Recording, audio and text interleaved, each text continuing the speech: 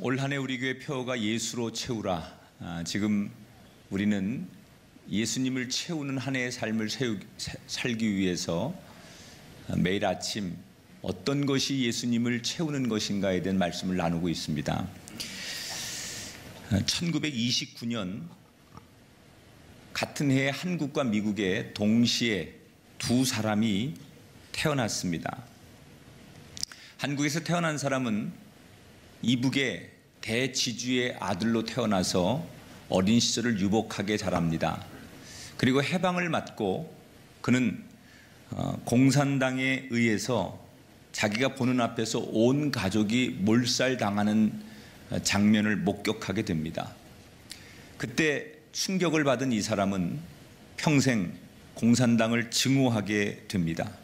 그리고 공산주의자를 피해서 17살 때 남쪽으로 내려온 그는 곧바로 경찰에 들어가서 소위 공산주의자들을 잡는 일에 평생을 쏟습니다. 수단과 방법을 가리지 않습니다. 그래서 그 손에 잡혀서 수천 명이 희생을 당했습니다. 또 한 사람은 같은 해 미국 애틀란타에서 흑인으로 태어난 사람입니다. 이 사람 역시 어릴 적 자기 아버지가 백인들에게 멸시와 조롱을 당하는 것을, 폭행을 당하는 것을 보면서 자연스럽게 백인들을 증오하게 되었습니다. 그리고 언젠가 내가 힘이 생기면 세상을 바꿔보겠노라고 그렇게 결심을 합니다. 그러던 그가 성장하면서 신학교에 들어가게 됩니다. 그리고 그는 성경을 보다 깜짝 놀라지요. 예수님께서는 증오와 미움이 아닌 용서와 관용으로 세상을 바꾸셨다는 것을 성경을 보다 그는 깨닫게 됩니다. 이때부터 그는 변합니다. 비폭력, 용서, 관용 이런 것들로 흑백 갈등, 인종차별 이런 것들에 맞서기 시작합니다. 그리고 그의 운동은 지금까지도 미국과 전 세계에 크나큰 영향을 주고 있습니다. 두 사람은 누구일까요? 첫 번째는 최근에 영화로 다시 알려지고 있는 박처원 전 치안감이고, 두 번째 미국 사람은 우리가 잘 알고 있는 마틴 루터 킹 목사입니다. 사람이 마음의 상처를 입거나 내가 불이익을 당하면 누군가를 증오하고 복수하고 그리고 되갚아주고 싶은 것이 상식입니다. 그런데 이 마틴 루터 킹 목사는 어떻게 자기가 가지고 있는 증오와 복수심을 이겨낼 수 있었을까? 그는 용서하시는 예수님을 만났기 때문이에요. 앞서 소개한 분에게 만약에 그분에게도 증오가 있었고 분노가 있었고 복수심이 있었겠지만 그도 마틴 루터 킹 목사처럼 용서하는 예수를 만났다면 어떻게 되었을까? 여러분, 예수님을 만나는 거하고 만나지 않는 인생은 전혀 다릅니다. 우리가 살아가는데 예수 믿는 거하고 안 믿는 거하고 별 다를 거 없지만 그렇지 않습니다. 용서하시는 예수, 우리를 살리시는 예수 만나는 인생이 바뀔 것이고 행복할 것이고 승리하게 될 줄 믿습니다. 우리가 예수님을 채울 때 반드시 어떤 부분을 채워야 하느냐? 용서를 채워야 돼. 용서하시는 예수님을 채워라. 오늘 요한복음 8장에 예수님 이야기가 나옵니다. 예수님께서 초막절을 지키시기 위해서 예루살렘에 가십니다. 그리고 성전에 들어가서 하나님 말씀을 전하기 시작하죠. 그런데 한참 하나님 말씀을 전하는데 갑자기 사람들이 웅성웅성거리더니 성난 남자들이 한 여자의 머리채를 끌고 성전에 들어와서 예수님 보는 앞에서 그 여인을 내동댕이 칩니다.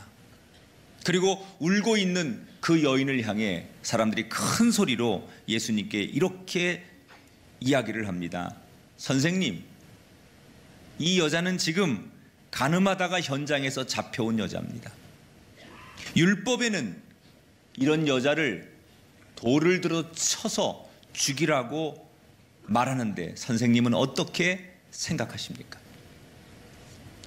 이 회개하고 황당한 이 지금 장면 앞에 예수님은 아무 말씀을 하시지 않습니다. 사실 이 사람들이 지금 이런 상황을 연출한 것은 예수님을 함정에 빠뜨리기 위함입니다.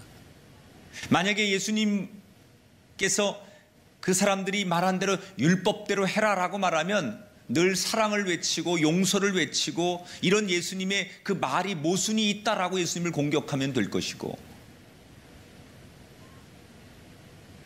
용서하라라고 하면 어떻게 율법을 어기는 당신이 구원자일 수 있습니까? 라고 몰아붙일 수 있는 그런 함정을 빠뜨리고 예수님을 곤란하게 만들려고 하는 의도죠.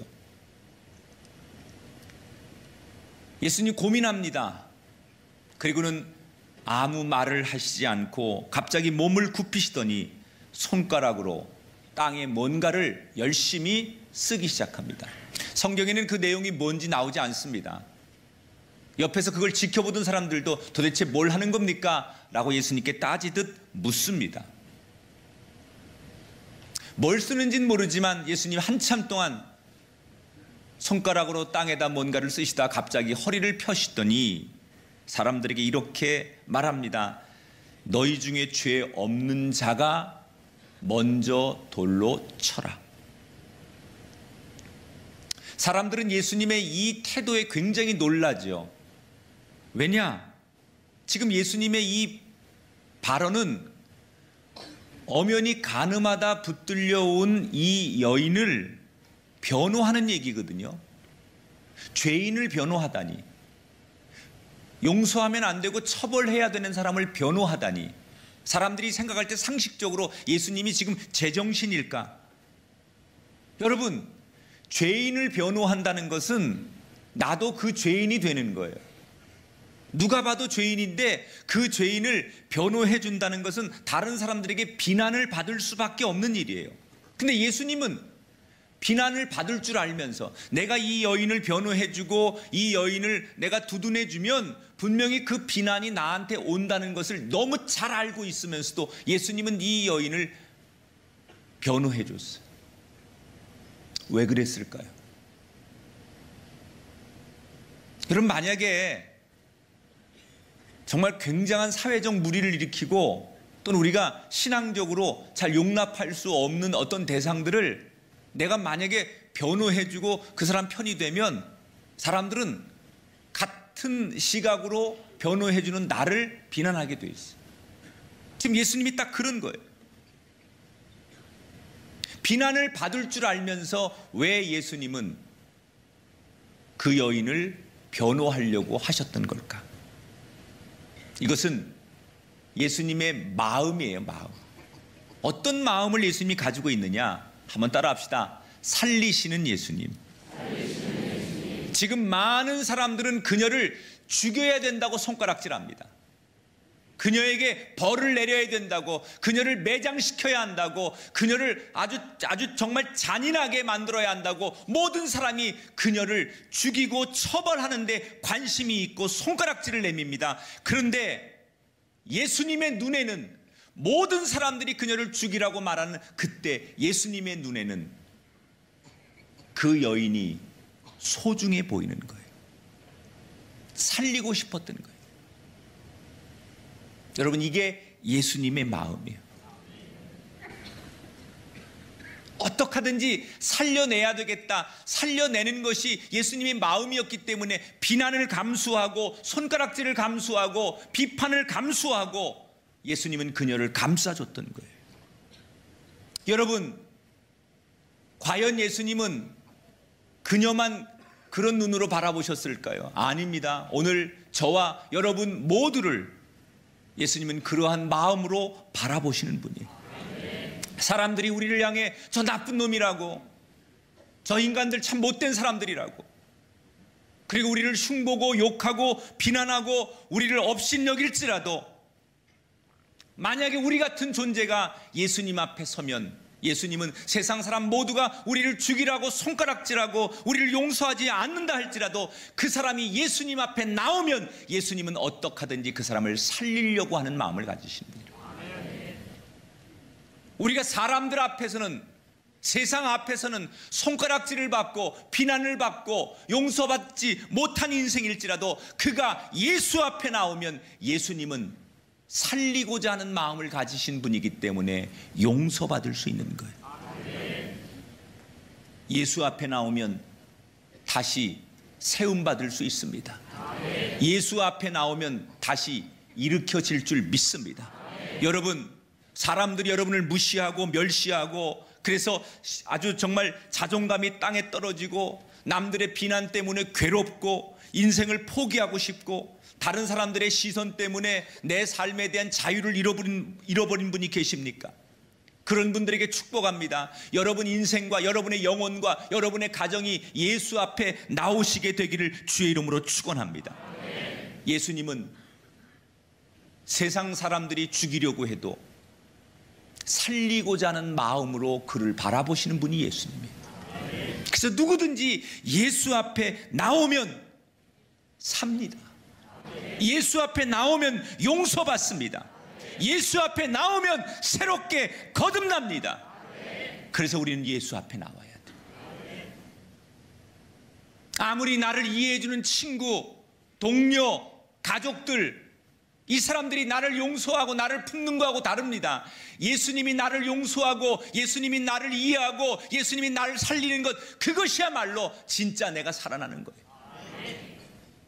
예수 앞에 나오면 모든 죄 사하고 예수 앞에 나오면 새 힘을 얻게 될 줄 믿습니다. 바라기는 저와 여러분의 인생에 올 한 해 동안 용서하시는 예수님을 가득 채우게 되기를 주의 이름으로 축원합니다. 사람의 용서를 넘어서 예수님의 용서를 채우는 인생, 그래서 새롭게 되시기를 주의 이름으로 축원합니다. 신기한 일입니다. 예수님께서 그렇게 말씀하시니까 조금 전까지 성난 개처럼 지저대듯 눈에 충혈된 눈빛과 거친 언어로 예수님과 그 여인을 위협하던 사람들이 예수님의 차분한 용서의 눈빛, 용서의 말씀을 듣고는 마치 무슨 일이 있었듯 하나 둘씩 돌을 내려놓고 사람들이 돌아가기 시작합니다. 아마도 예수님이 땅바닥에 뭐를 쓰셨는지는 모르지만 그 사람들이 생각하도록, 죄를 깨우치도록 뭔가를 쓰셨던 것 같아요. 그 사람들이 하나 둘씩 예수님의 그 말과 태도와 땅에 쓰는 뭔가를 보면서 돌을 내려놓고 돌아서기 시작합니다. 근데 사실은 율법에 보면 어떤 사람이 죄를 지으려고 할 때 그것을 보면 반드시 경고하도록 명시되어 있습니다. 그러니까 이 사람을 처벌하기 전에 그러면 안 돼 라고 먼저 경고하는 게 율법이에요. 그리고 또 하나는 간음한 여인이 오늘 처벌을 받는데 사실은 혼자 그런 게 아니잖아요. 간음한 상대 남자도 같이 처벌을 해야 돼요. 그런데 오늘 성경의 사건에는 어떤 경고도 없었을 뿐더러 상대 남자는 등장하지 않아요. 그 사람들이 남자는 그냥 풀어준 거고 여자만 데려와서 이 여자를 처벌하기를 원했다는 거예요. 그러니까 애초부터 예수님께 이 여인을 데리고 나오는 건 정말 율법적인 징계를 원했던 것이 아니라 예수님을 어렵게 만들고 싶었던 그들의 의도를 오늘 이 앞뒤가 맞지 않는 이야기 속에서 고스란히 드러내는 거예요. 사람들이 떠나갑니다. 그리고 여인과 예수님만 남습니다. 고개를 떨구고 눈물을 흘리고 있는 여인을 향해 예수님께서 묻습니다. 내 주변에 누가 있느냐? 아무도 없습니다. 예수님 다정한 목소리로 나도 너를 정죄하지 아니하노니 가서는 다시 죄를 범하지 말아라. 여러분, 이 이야기는 이렇게 해석하면 돼요. 네가 지금까지 어떻게 살았든지 다시는 네가 살아온 과거를 묻지 않겠다는 거예요. 네가 뭘 하고 살았는지, 어떤 과거와 어떤 아픔이 있는지 그걸 절대로 묻지 않겠다.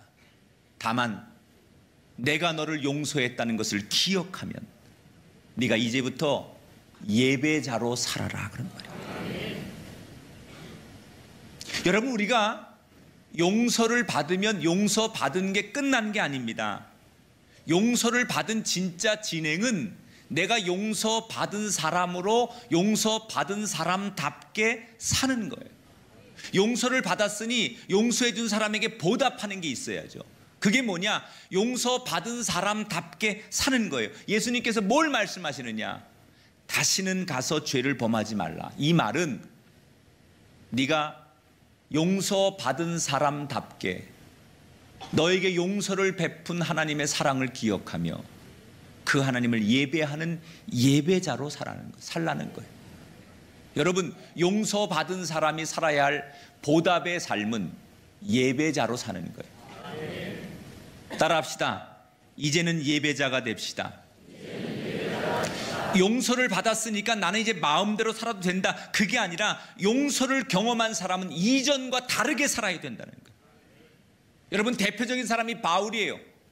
다메섹 도상에서 그의 이름이 불려지면서 왜 내가 나를 핍박하느냐, 자기를 용서하는 예수님을 만났습니다. 다메섹 도상에서. 그리고 이 바울은 완전히 달라집니다.